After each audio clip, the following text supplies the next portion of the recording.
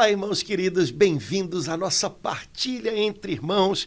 Você está chegando agora na comunidade Bom Pastor. Seja muito bem-vindo aqui à sua casa também. Estamos juntos e junto com você a gente quer ter um tempo de partilha, de mergulho na fé da igreja, na palavra de Deus, para trazer coisas novas para a nossa mente e para o nosso coração. Quando a gente mergulha na palavra do Senhor, ela fecunda a gente por dentro e traz novidade de vida. Então vamos nós. Laura, tudo bem, minha irmã? Tudo certinho? Tudo na força do Espírito Santo. Nesse mês novo que Deus nos dá, mês de julho.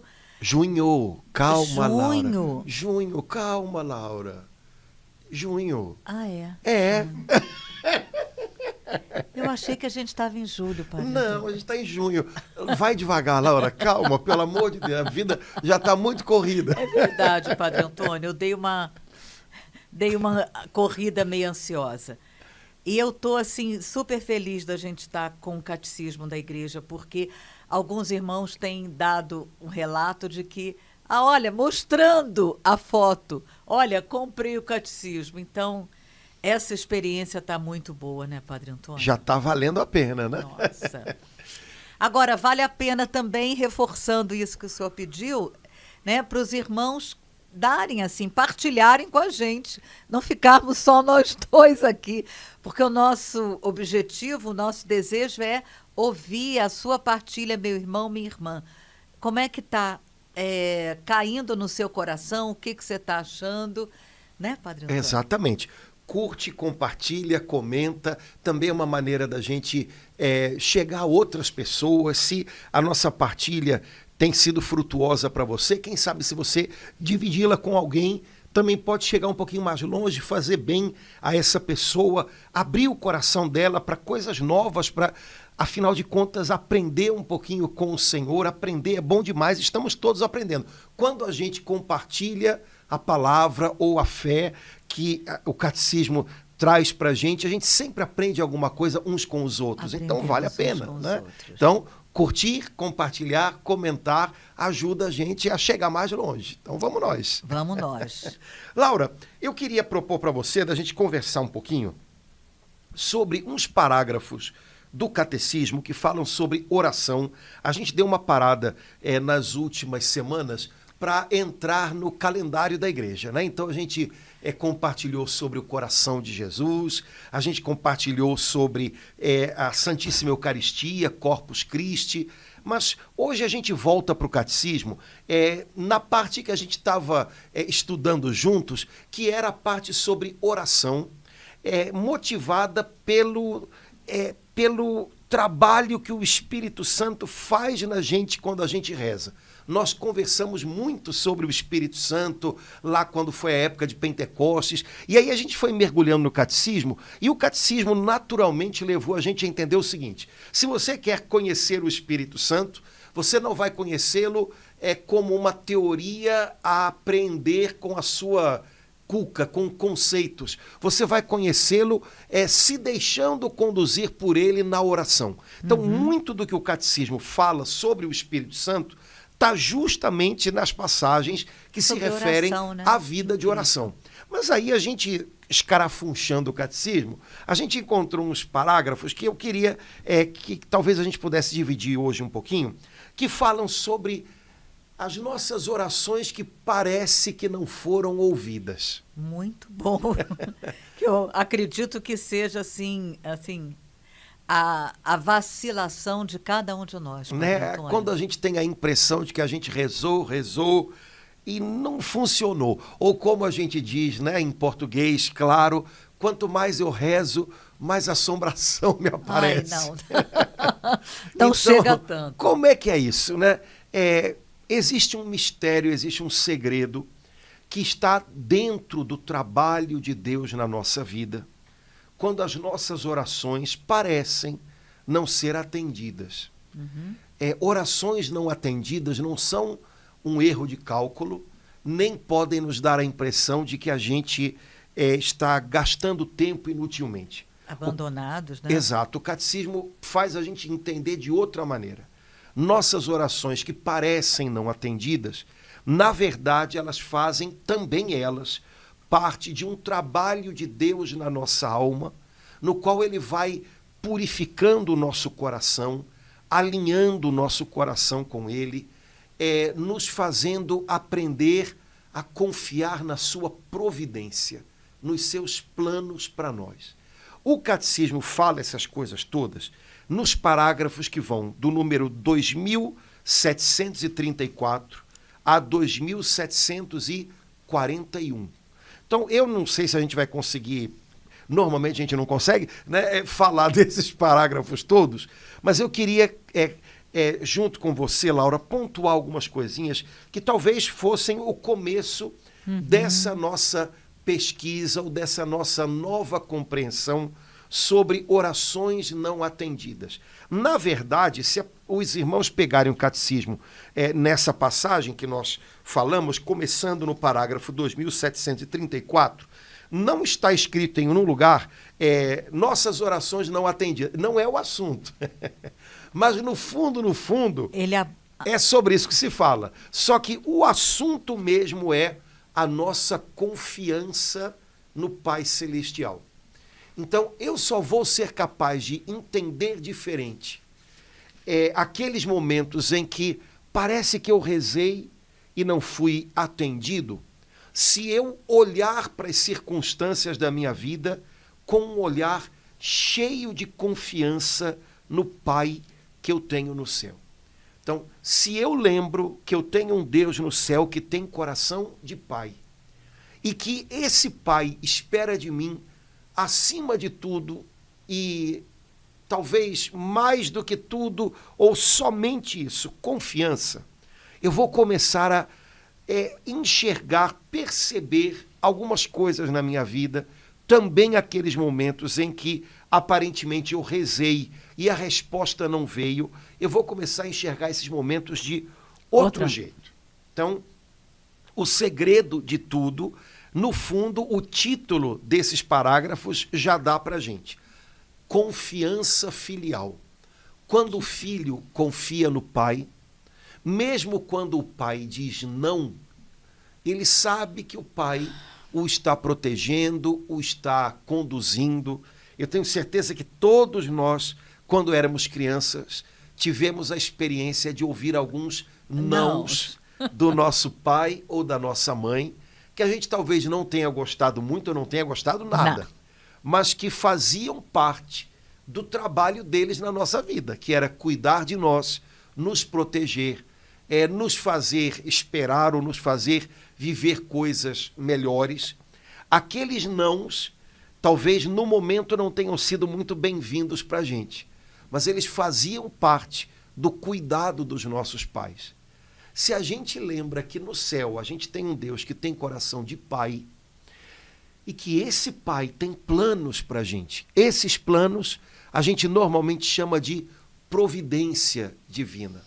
A providência divina, ao contrário do que a gente pensa, não é só a capacidade que Deus tem de prover coisas que a gente precisa, mas a capacidade que Deus tem de sonhar coisas para nós e nos levar a viver esses sonhos. Isso é a providência divina. Se a gente lembra disso, então a maneira de sentir as coisas fica diferente.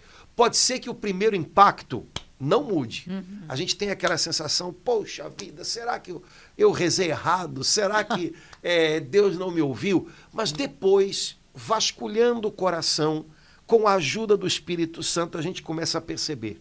Deus tem uma providência, Deus tem planos para mim. E Ele é capaz de me levar a viver esses planos. E talvez, para chegar lá, Ele me tenha conduzido por um caminho que não era bem aquele que eu tinha imaginado. Então, confiança na providência do Pai faz a gente, depois talvez do primeiro impacto, a gente rearrumar as coisas aqui dentro e entendê-las diferente, entendê-las melhor. Eu amei logo esse título, a confiança filial. Pois é, nosso relacionamento com Deus é um relacionamento de filhos. Enquanto a gente não compreende isso, ou enquanto a gente não está comprometido em aprender a ser filho, nosso relacionamento com Deus vai Fica ficar limitado esquisito. a algumas coisas que, né, o próprio catecismo aqui fala um pouquinho disso, né? Laura, eu acho que não tem outro jeito. Eu acho que, como os parágrafos são muito preciosos, eu acho que valia a pena a gente ler cada um e, à medida que for dando, a gente vai compartilhando o que a gente aprende com essas palavras. Mas se a gente não parar em cada um, eu acho que a gente não vai desfrutar tudo que está comprimido, exprimido, resumido nesses trechinhos aqui do catecismo. Vamos tentar fazer isso? Vamos. Então vamos lá. Parágrafo 2734. A confiança filial é experimentada e se prova na tribulação. A dificuldade principal se refere à oração de súplica por si ou pelos outros na intercessão. Alguns deixam até de orar, porque pensam eles, seu pedido não é ouvido. Aqui surgem duas questões. Por que pensamos que o nosso pedido não foi ouvido? De que maneira é atendida ou é eficaz a nossa oração? Pois é. Então, primeira coisa importante, nossa confiança no Pai Celestial, nós a experimentamos e, ao mesmo tempo, ela é provada justamente na tribulação. Então, não tem jeito. Nossas tribulações são parte importante do nosso relacionamento com Deus. Porque nas tribulações é que a gente experimenta se entregar nas mãos do Pai. E, ao mesmo tempo, na tribulação é que a nossa confiança é provada, é colocada em questão. Afinal, confio ou não confio? Como vou reagir a essa situação?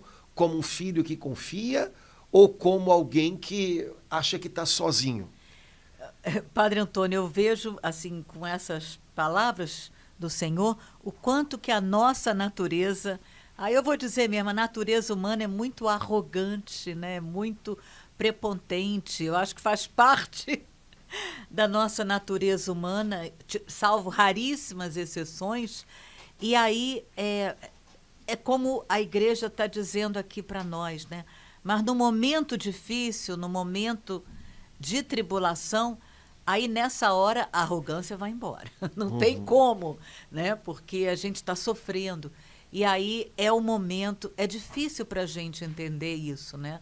Leva algum tempinho, é verdade, leva algum tempinho. Para a gente entender que é nessa hora da tribulação, e somente nessa hora, que a gente experimenta de uma forma intensa, verdadeira, que marca a nossa alma, essa confiança filial. Né? A hora da tribulação, a hora da prova, no fundo, ela também coloca diante dos nossos olhos, talvez o quanto a gente pensava que tinha controle das coisas, porque de repente a gente descobre que não tem. A tribulação um pouquinho, eu vou usar uma palavra forte, mas ela desmascara a gente. Né?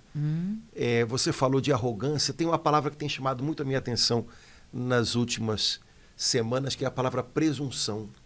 Forte. Né? Quer dizer, como a gente tem alguns podcasts atrás o senhor já comentou. Né? Como a gente tem a presunção de que é capaz, de que dá conta, de que sabe, de que não precisa de ajuda. E, de repente, a tribulação, porque ela me faz tocar mais de perto os meus limites, ela me lembra que, olha, você precisa de ajuda. O problema é que, muitas vezes, nessa hora, como a gente não se treinou a pedir ajuda, a gente não sabe nem como fazer. Né? Mas, enfim, aprende-se. Né? Mas a tribulação é parte integrante da nossa história com Deus. Tem uma música que a gente canta, às vezes, lá na igreja, que tem uma frase bonita que diz assim: vou sorrindo, vou chorando, o que importa é te obedecer. Então, tem dias da nossa vida com Deus que a gente caminha sorrindo. Tem outros dias que a gente caminha chorando. Mas o importante é a gente entender que tanto os dias que a gente está sorrindo, como os dias em que a gente está chorando, todos eles fazem parte da nossa história com Deus. A nossa história com Deus não para nos dias difíceis. Não é como se abrisse um parêntese. Eu vivia algo com Deus, algo legal até anteontem. Chegou um momento ruim. Então, nesse momento ruim, pronto. É como se a minha história com Deus estivesse em suspenso até que os dias difíceis passem. E aí, então, depois eu volto a ter uma vida com Deus. Não, não. Nesses tempos difíceis, a minha vida com Deus prossegue. E o trabalho de Deus em mim prossegue. E o tanto que eu aprendo a depender de Deus cresce. Então, tempos de tribulação não são parênteses no meio da nossa vida com Deus. Eles são parte integrante. E muita coisa necessária na nossa vida com o Senhor acontece justamente nesses dias. Se os dias de tribulação fossem tirados da nossa história de vida, possivelmente a nossa história com Deus também viria abaixo. Porque talvez muitos de nós tenham, inclusive, encontrado o Senhor justamente nos dias da tribulação. Então, a confiança de filhos, ela cresce, ela é provada, ela é experimentada justamente nos dias da nossa tribulação. Não, eu sei que quando a gente está em tribulação, a gente quer logo encontrar a rota de saída. É claro, é natural. Mas olhando para trás, não amaldiçoar esses dias, não ter raiva desses dias, não foram dias perdidos. Talvez eles tenham feito parte de um caminho que trouxe a gente até aqui, até encontrar o Senhor. Então, ficar em paz com os dias de tribulação que a gente tem vamos dizer assim, no calendário da nossa vida, na agenda da nossa vida. Esses dias também têm o lugar deles, né? Porque eles nos quebram e nos fazem lembrar que nós precisamos do Pai Celestial, né? Agora, quando chegam os dias da tribulação, normalmente nesses dias é que nós acabamos fazendo mais orações de súplica. Lembrando que orações de súplica são um tipo de oração.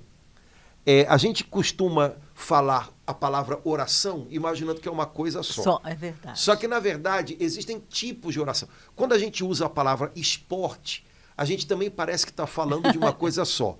Mas existem tipos diferentes de esporte, né? Então, se você joga futebol, você não pode usar as regras do vôlei, porque se você colocar a mão na bola, é falta, né? Quando a gente fala a palavra oração, também parece que a gente está falando de um bloco só, quando na verdade existem orações, tipos de oração diferentes. É verdade também que quando chegam os dias de tribulação, normalmente nós nos dedicamos mais à oração de súplica, por nós ou pelos outros. O problema é se a gente não experimenta na nossa vida também os outros tipos de oração que devem harmonicamente, equilibradamente, ser exercitados pela gente. Oração de súplica é um tipo, oração de louvor, de adoração, oração de arrependimento, de pedido de perdão, são outros tipos de oração. Oração de meditação, de ruminação da palavra, outro tipo de oração. Se a gente faz a experiência desses vários tipos de oração de maneira equilibrada em toda a nossa vida com Deus, bom, isso é sinal de que a nossa vida de oração tem um ritmo legal, tá saudável. Nem sempre é o que acontece. Muitas vezes a gente esquece dos outros tipos de oração, a gente exercita menos e na hora da prova a gente lembra, chegou a hora de buscar mais a oração. Só que é um tipo de oração, a oração de súplica, na qual a gente reza pela gente ou por outros, intercedendo por outros. E aí é que o bicho pega. Porque pode acontecer que a gente tenha a impressão de que a nossa oração de súplica não está sendo atendida. Por quê? Porque a gente pede algo na oração e a resposta parece não vir. Não é aquilo que a gente pedia. Então, primeira coisa, nós temos a impressão de não ser ouvidos porque muitas vezes a resposta de oração que a gente esperava não é aquela que vem. E aí o catecismo diz justamente isso. Duas questões, então, têm que ser colocadas aí. Primeiro, por que eu penso que não fui ouvido quando, na verdade, a resposta não é aquela que eu imaginava? Então, temos uma primeira questão que tem a ver com a maneira como a gente entende as coisas. Por que eu, que sou um filho de Deus, que na Bíblia sei que o Senhor sempre ouve as orações de seus filhos, porque de repente eu tenho a impressão de que não fui ouvido? Segundo problema, segunda questão, é de que maneira as nossas orações são eficazes e atendidas. Então são duas questões diferentes. Por que eu tenho a impressão de que eu não fui ouvido pelo Pai do céu? É uma impressão minha. Acho que Deus não me escutou. Segunda questão, que já é outra questão. De que maneira, quando eu peço e falo algo para Deus, a minha oração é eficaz? De que maneira ela entra nos propósitos de Deus?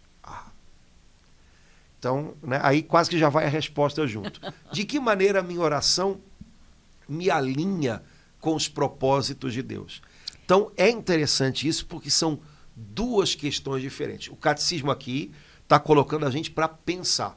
Quando num texto aparecem perguntas, como está acontecendo aqui, é porque está se levantando lebres que talvez antes a gente não levantasse. Não é só uma questão do meu relacionamento com Deus. Eu pedi, o Senhor não me atendeu. Peraí. Por que eu, que sou filho de Deus, eu que conheço a Escritura e sei que a Escritura me garante que minhas orações são ouvidas, porque eu tenho a impressão de que não fui ouvido? Deus foi surdo às minhas orações. Essa é uma impressão minha. Por que eu tenho essa impressão?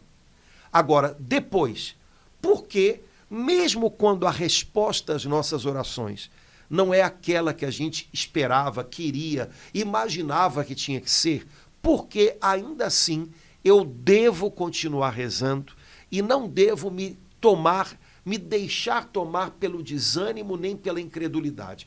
Por que rezar é importante, mesmo quando a resposta não é aquela que eu achava que tinha que ser? Então, cabecinhas pensando, são duas coisas diferentes e são duas coisas muito pertinentes que o catecismo está colocando em xeque aqui para a gente. Porque a gente tem que repensar essas duas coisas para que o nosso relacionamento com Deus seja melhor. Eu acho que, trazendo aqui para uma dimensão nossa, eu acho que o catecismo aqui está quase ajudando a gente a fazer uma terapia. Quando a gente vai fazer terapia, o terapeuta lá pergunta: escuta, relacionamento, como é que era com o seu pai? Né? Como é que era? Você tinha a impressão de ser ouvido, de não ser? Por que você achava que não era ouvido? Então, primeira coisa, eu acho que o catecismo aqui está ajudando a gente a repensar o jeito como a gente se relaciona com o Pai do céu. Porque, de repente, a gente está com um monte de coisas aqui na cabeça que não estão ajudando muito, né? Que não ajudam muito a gente a ver de verdade o quanto ele está empenhado em cuidar da gente. Laura, não sei se eu me fiz entender, mas o catecismo aqui já me deu umas puxadas de orelha que eu acho importante. Essa comparação que o senhor fez realmente com a terapia, muito boa, porque a gente vê, assim, nesse parágrafo, parece que a igreja está fazendo uma radiografia de muitos filhos, de muitas filhas, assim, que alguns até que se afastaram da igreja, né? Tristemente, a gente sabe que isso acontece, né?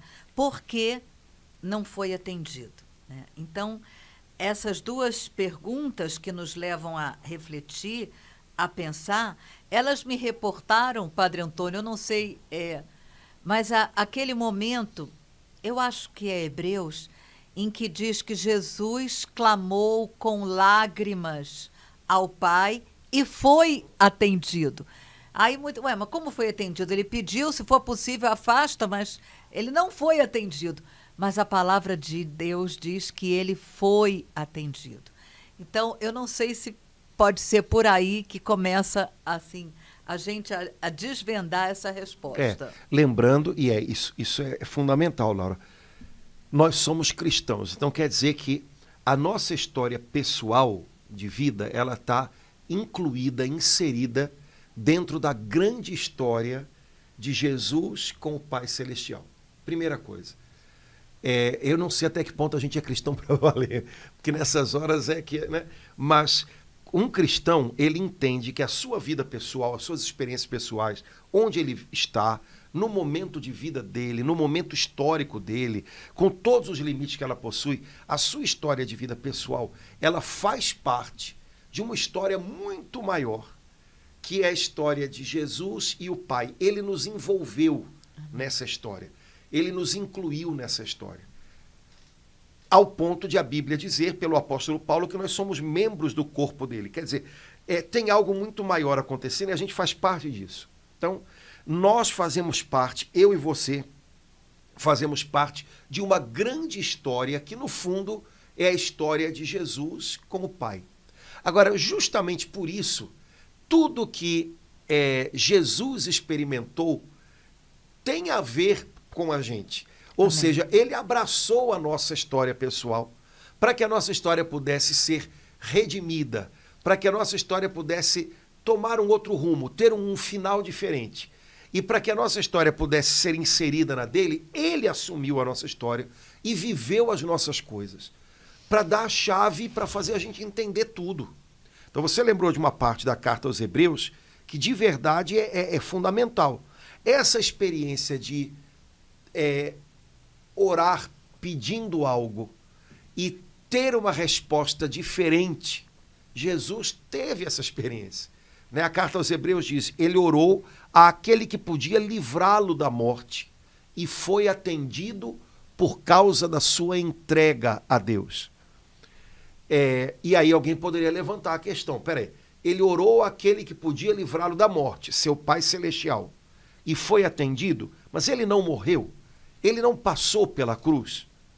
Sim, ele foi atendido, não porque foi impedido de passar pela cruz, mas porque, além da cruz, o Pai Celestial fez com que a sua história continuasse.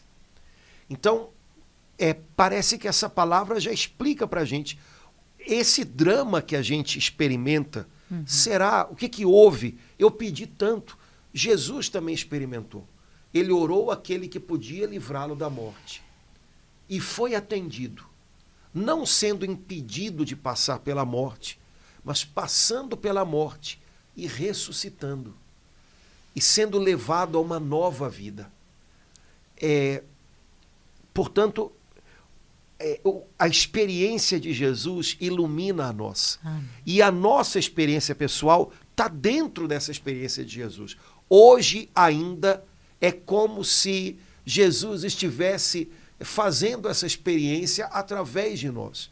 Nós também nem sempre somos impedidos de passar pela cruz, mas passando por ela, somos levados pelo Pai a uma vida mais densa, mais elevada com Ele, a uma vida nova com Ele.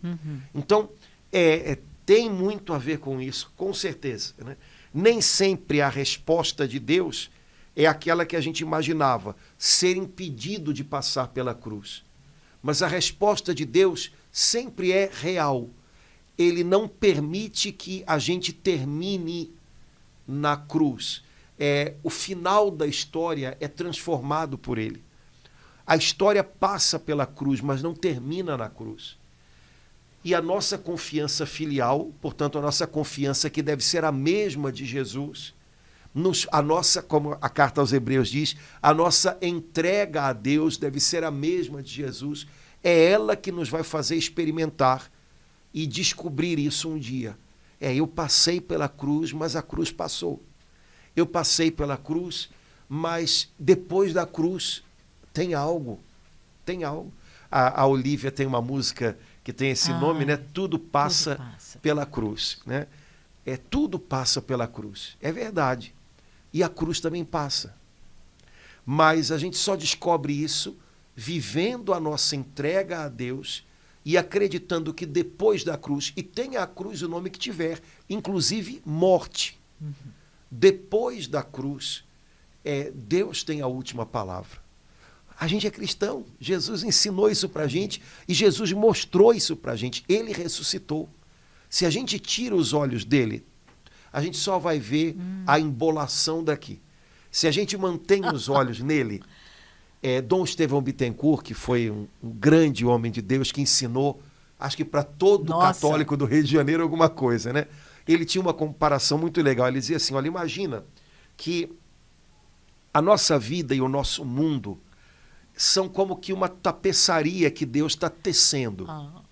Se você olha a tapeçaria pelo avesso, ela parece um emaranhado. Então, em alguns lugares vai ter coisa amarrada, em outros lugares vai ter pedaço de linha solta, não vai ter cores.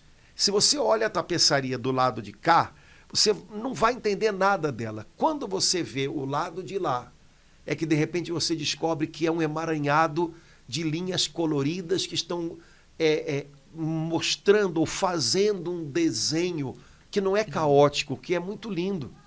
E ele dizia, a nossa vida é assim, a gente às vezes olha só pelo lado de cá.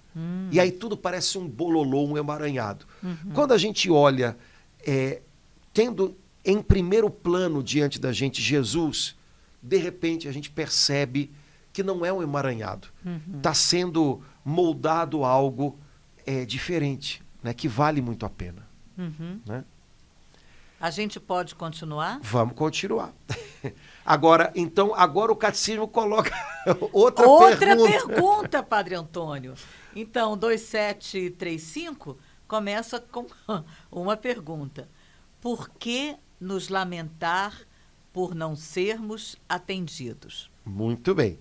E aí agora eu vou ler aqui, olha. Um fato deveria provocar admiração em nós. Quando louvamos a Deus ou lhe damos graças pelos benefícios em geral, pouco nos preocupamos em saber se nossa oração lhe é agradável.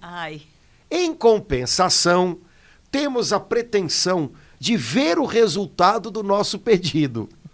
Qual é, pois, a imagem de Deus que nos motiva à oração? Um meio a utilizar ou Pai de nosso Senhor Jesus Cristo? Eita ferro, é muita pergunta. Então, olha lá, vamos voltar. Aqui já é sinônimo essa palavra que tem tocado o Senhor, presunção, aqui ele fala pretensão, né, Padre? Pois é. Olha só que coisa legal. O catecismo está nos fazendo perguntas. Ele não está afirmando nada, mas está fazendo perguntas. Coisa incrível. A pergunta que ele coloca, ele diz assim, parece até que o catecismo é alguém, né? Ele diz assim, eu acho que isso aqui é o Papa Bento XVI, que na época foi quem ajudou. Então, ele está dizendo assim, olha só, não era para a gente ficar admirado? Quando nós fazemos um tipo de oração, que é a oração de louvor e de ação de graças e de agradecimento em geral, pelas coisas que Deus nos faz, normalmente a gente não se pergunta, será que Deus ouviu minha oração? Será que ele gostou da minha oração? Será que eu alegrei o coração dele? Agora, por outro lado, a gente tem a pretensão de querer ver o resultado daquilo que a gente pediu. E aí ele, terminando o raciocínio, ele pergunta, qual é a imagem de Deus que a gente tem na nossa cabeça quando a gente age dessa maneira? A gente pensa em Deus como o Pai de nosso Senhor Jesus Cristo, que merece toda a gratidão, que deveria ser o alvo da nossa gratidão profunda a cada dia, do nosso reconhecimento pela bondade dele, que é tanta. Tem estado em moda, né, uma música, eu gosto muito, né, que fala, a gente é cercado pela bondade de Deus. Ou será que a gente vê Deus, a gente pensa Deus como um meio que a gente usa para alcançar aquilo que a gente quer? Ou aquilo que a gente acha que é bom? Ou aquilo que naquele momento a gente pensa que é a urgência da gente? Nossa, Padre Antônio, isso é pergunta para retiro, né? Para a gente dar uma parada e rever a nossa vida toda. Como é que eu penso Deus? Como é que eu vejo Deus? Né? Qual lugar que ele tem na minha vida? Ele é o alvo para o qual eu direciono a minha gratidão, o meu reconhecimento. Ele é o princípio e o fim pelo qual eu agradeço. Eu tenho motivos para agradecer a cada dia, e por isso o meu coração descansa nele porque eu sei que ele é bom, ou ele é apenas um meio para que eu alcance aqui as coisas que eu tenho a impressão de que são as melhores? Boa pergunta. Isso essas perguntas, especialmente essa última, eu entendo que a igreja aqui está nos levando a um exame de consciência até no primeiro mandamento. Sim. Porque, na verdade, a igreja não está dizendo que a gente não pelo menos parar para a gente pensar, como é que você está? Exato, quer dizer, a igreja não está dizendo que a gente não deva pedir coisas a Deus. A igreja está perguntando como é que eu vejo Deus. Dando um exemplo, Laura, que eu acho que todo mundo aqui sabe como é que é. Deve ter acontecido com você também, né? Às vezes acontece de a gente, por exemplo, num determinado momento da vida, estar um pouquinho afastado assim, principalmente talvez do pai da gente, né? E aí a gente está assim, meio não quer muito abraço, não quer muito beijo, não quer muito conversa, mas de repente a gente vai lá, ô paizinho, aí o pai pergunta, o que você quer? Todo mundo passou por isso. Eu duvido que não tenha passado. O que você quer? E eu fico imaginando que, ao mesmo tempo que seja uma maneira do pai fazer uma graça, deve doer lá dentro. Porque são fases da vida em que a gente não quer muito papo com os pais da gente, principalmente com o pai. A gente não quer muito nhenhenhé, muita melação, muito beijo, muito abraço. E o pai, que até aquele momento era o pai daquele menininho, daquela menininha, e que tinha aquele chamego, de repente vê um adolescente que tá, me deixa, sai pra lá. E aí, quando o adolescente quer alguma coisa, vai lá, pai, e aí o pai logo diz, o que você quer? Então, ao mesmo tempo que é uma graça que o pai está fazendo, eu imagino que deva ser uma dor. Uhum. Porque ele diz, pois é, né, você não vem a mim simplesmente para me dar um abraço, mas quando quer alguma coisa, você sabe chegar, né? Eu acho que, no fundo, o catecismo está dizendo isso para a gente. Uhum. Você tem um relacionamento de adolescente com seu pai do céu? Ou seja, seu relacionamento com ele amadureceu ou não? Porque eu percebo, conversando com as pessoas na igreja e tudo, que as pessoas imaginam, elas lembram do relacionamento que tinham com Deus quando eram crianças, lembram e sabem que em algum momento da vida houve um ruído nesse relacionamento e acham, então, que tem que voltar àquele relacionamento de criança, ou então acham que não tem mais relacionamento com Deus porque não dá mais para voltar àquele relacionamento de criança que não tinha questionamentos, que não tinha dúvidas, que não tinha problemas. Quando, na verdade, eu acho que o que o catecismo está dizendo aqui para a gente é, olha, nosso relacionamento com Deus também amadurece, como relacionamento com um pai ou uma mãe. Não é uma questão de você voltar a ter um relacionamento de criança, é como uma criança que nunca passou por problemas. Sua vida mudou, você se tornou adulto, você passou por problemas, você quebrou a cara, a vida disse não para você, você teve a impressão de não ser ouvido. Mas agora, dá para parar de ser adolescente e parar de procurar a Deus como uma máquina de cartão de crédito e pensar que você agora tem um relacionamento ou pode ter um relacionamento com o seu pai do céu, que não é mais o relacionamento de uma criança que nunca passou por problemas, mas também não pode ser mais o relacionamento de um adolescente que só chega dando beijinho quando precisa de alguma coisa. Vamos mudar esse relacionamento? Eu acho que, no fundo, o que o catecismo está dizendo aqui, um pouco, né, assim, sem bater na lata, como eu estou fazendo agora, mas é um pouco isso. Você olha para o seu pai do céu como um meio a utilizar ou como o pai de Jesus Cristo? O pai de Jesus Cristo que é seu Senhor e que também passou pela cruz, mas em nenhum momento desconfiou do pai que tinha. Como é que você olha para o seu pai do céu? Então, os momentos em que ele diz não para você também fazem parte da sua vida com ele. Ele é seu pai. Ele é seu pai. Ele vê as coisas diferentes de você. Ele sabe coisas que você não sabe. Vamos amadurecer o nosso relacionamento com Deus? Eu acho que é um pouquinho nesse horizonte que o catecismo está tentando colocar a gente, fazendo perguntas, porque isso é uma maneira muito delicada. O catecismo, os autores do catecismo, eu acho que o Papa Bento XVI aqui, antes de ser Papa, porque ele era o cardeal que coordenou o trabalho do catecismo, está fazendo a gente cair na real a respeito de muitas coisas sem nos ofender, porque quando você faz perguntas, você não ofende. Ah, é mesmo. Eu posso estar ofendendo agora, porque eu estou afirmando. Eu estou afirmando um monte de coisas. E o catecismo está perguntando. O catecismo está só perguntando. Só que como às vezes a gente é difícil né? Eu não sou bom terapeuta, né? Eu não estou fazendo perguntas, eu já vou dando. Né? Então, o catecismo está fazendo perguntas como que para dizer, olha, eu não estou afirmando nada, mas pensa nisso aqui.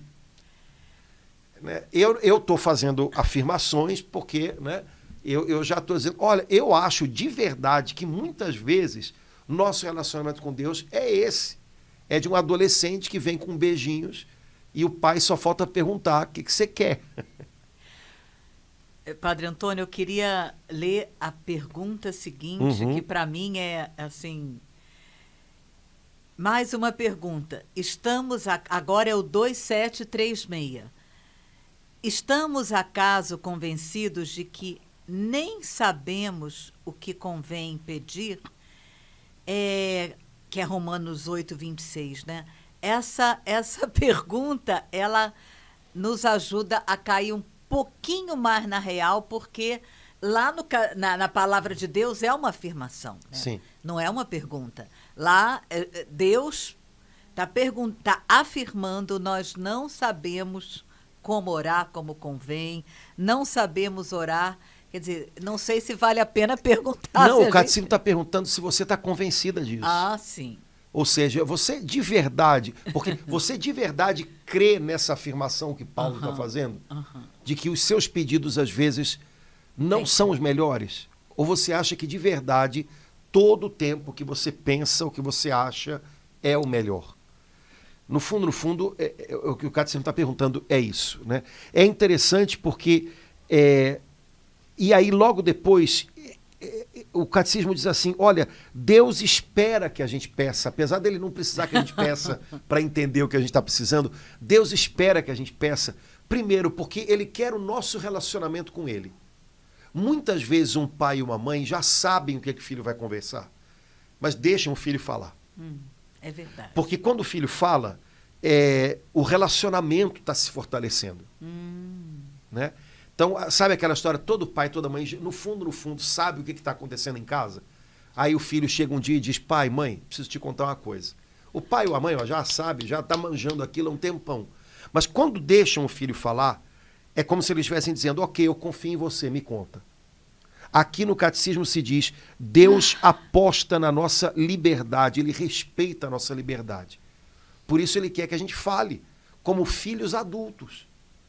Devem ser respeitados por seus pais, né? E os pais devem ouvi-los, né?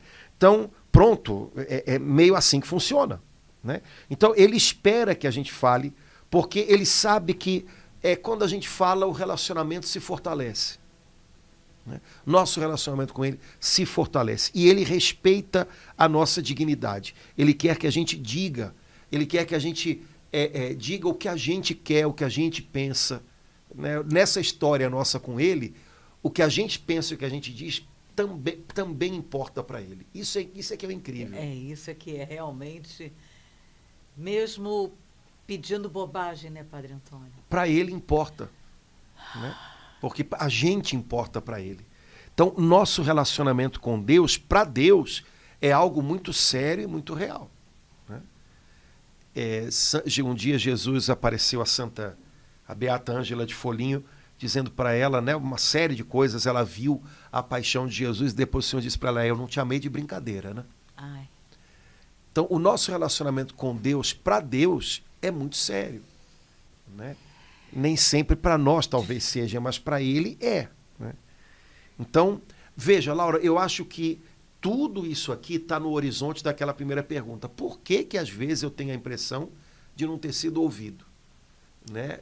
Na verdade, essa minha impressão, ela é uma impressão equivocada, porque o meu jeito de pensar, que está sendo colocado em xeque agora pelo catecismo, é muito equivocado. Padre Antônio, eu estou com muito desejo de ler aqui.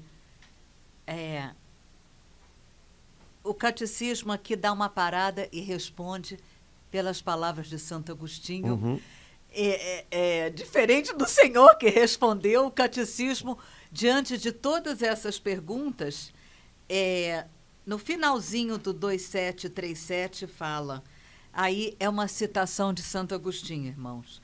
Não te aflijas se não recebes imediatamente de Deus o que lhe pedes. Pois ele quer fazer-te um bem ainda maior por tua perseverança em permanecer com ele na oração. Ele quer que nosso desejo seja aprovado na oração. Assim, ele nos prepara para receber aquilo que ele está pronto a nos dar. Exato. Pois é. Olha, teve muita coisa legal aqui. Bom, na verdade são duas citações aí. Primeiro de um padre monástico, um pai da vida monástica, A primeira é do Evagrio Póntico, né? Que tem muita coisa bonita sobre oração e vida de oração. A segunda parte é de Santo Agostinho, né? Na verdade, e aí a gente vê a característica de cada um, né? Na verdade, bom, primeira coisa, não pare de orar, porque Deus tem algo ainda maior para você. Então não pare naquilo que você pediu, não pare naquilo que você imaginou, que você entendeu que era o melhor. Ele tem algo maior para você, na medida em que você persevera em permanecer com ele na oração. É lindo isso aqui, essa afirmação. Ou seja, ele quer fazer um bem ainda maior. Né? Na medida em que você persevera em permanecer com ele. Com ele. Portanto, o seu relacionamento com Deus vai trazer bem maiores do que aquilo que você imaginava. Nosso relacionamento com Deus é a fonte das maiores bênçãos da nossa vida. E não uma oração eventual, que logo desanima porque teve a impressão de que não foi atendida, então eu paro. Não. Mantenha a sua oração. Não desista de rezar, porque o que você pode receber de melhor vai ser fruto do seu relacionamento com Deus, do seu continuar com Ele, apesar de tudo. E aí Santo Agostinho entra dizendo, ele quer que nosso desejo seja provado na oração, e para isso, ou melhor, por isso, ele nos prepara para receber aquilo que ele mesmo está pronto a nos dar. A palavrinha desejo para Santo Agostinho é uma palavrinha-chave. Então, oração para Santo Agostinho é desejo. Então, oração é exercitar o desejo. Então, quanto mais eu vivo em oração, mais o meu desejo ele é colocado no fogo por Deus, ele é purificado por Deus. E aí eu desejo coisas melhores, eu me alinho com aquilo que ele tem de melhor para mim. Então, na verdade, o que esses dois homens de Deus estão dizendo é que a primeira coisa que a minha oração muda sou eu mesmo. Uhum. Enquanto eu rezo, Deus vai me mudando. Enquanto eu rezo, Deus vai me alinhando com o coração dele. Se eu desanimo de orar, porque no caminho desse alinhamento com Deus, algumas coisas que eu peço, de repente eu percebo que não se concretizaram, eu estou perdendo de vista o grande objetivo do meu relacionamento com Deus, que é a minha união de vontade com Ele, querer o que Ele quer. Né? No caminho, Ele purifica o meu desejo, no caminho, Ele purifica as minhas prioridades, os meus objetivos, a minha maneira de ver. Né? E aí tudo muda. Né? Laura, essa semana eu estava conversando com uma pessoa que anos ficou cuidando com da mãe enferma, a mãe era muito importante para essa pessoa, então num primeiro momento a preocupação era, eu não quero que ela vá, né? Eu vou fazer tudo para... Depois de um tempo a preocupação já era, eu quero que ela se salve. Né? E no final da história, a paz. Eu tenho certeza que a gente fez um caminho e que esse caminho foi um caminho de salvação para ela, e isso é o mais importante. E de fato é. Né? Então, Deus foi purificando o desejo, Deus foi fazendo perceber as coisas de outra maneira. Né? A mãe foi enfraquecendo, a mãe foi adoecendo, mas essa pessoa não parou de orar e ela entendeu, agora o meu objetivo, o meu alvo é que a minha mãe seja salva. E ela pôde começar a se preocupar menos em querer segurar a mãe e mais em dar os meios para que a mãe pudesse ter sempre o amor de Deus no coração dela, experimentar perdão, entrega. E aí, quando as coisas, né, se fecharam, havia uma profunda paz no meio de tudo aquilo. Então, desejos purificados, coração purificado. Agora, o que propiciou isso? A pessoa não parou de orar. E na oração, Deus foi arrumando as coisas, né? E o fruto de tudo isso foi uma profunda paz, com a certeza de que o coração estava alinhado com Deus agora. Então, acho que é um pouquinho isso que esses homens de Deus estão dizendo para a gente. Não desanime de orar, não desista de orar, mesmo que no caminho, algumas vezes, a sua oração não seja respondida daquela maneira que você imaginou, porque enquanto você ora, primeiro, Deus está moldando você. E aos pouquinhos Ele vai te mostrando os bens maiores que Ele tem para aqueles que o amam. E vai alinhando você para que você seja capaz de receber esses bens maiores. E o maior de todos é a salvação. Que beleza isso, essa expressão que o senhor usou, tá? O coração alinhado com Deus, né? A oração perseverante nos leva a isso, né, Padre Antônio? Com todas as maluquices que a gente vive interiormente, exteriormente, a perseverança na oração nos leva a ter o coração alinhado com Deus.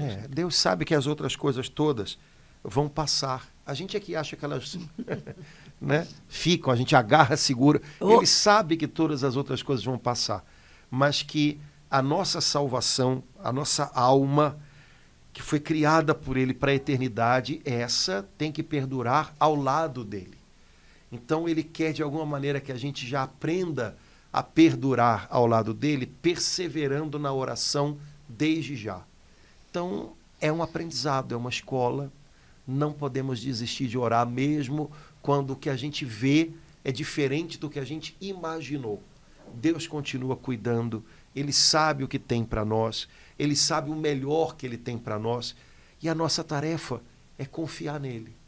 Nossa tarefa não é consertar Deus, é confiar em Deus, né? Então, como é que eu vejo o meu Pai do céu? Como pai ou como um meio para alcançar o que eu quero, né? É como um instrumento para mim, ou como um pai que eu posso ter certeza que cuida de mim. Então, hoje, acho que as perguntas tantas que o Catecismo nos fez ajudam a gente a repensar o nosso relacionamento com Deus e melhorá-lo.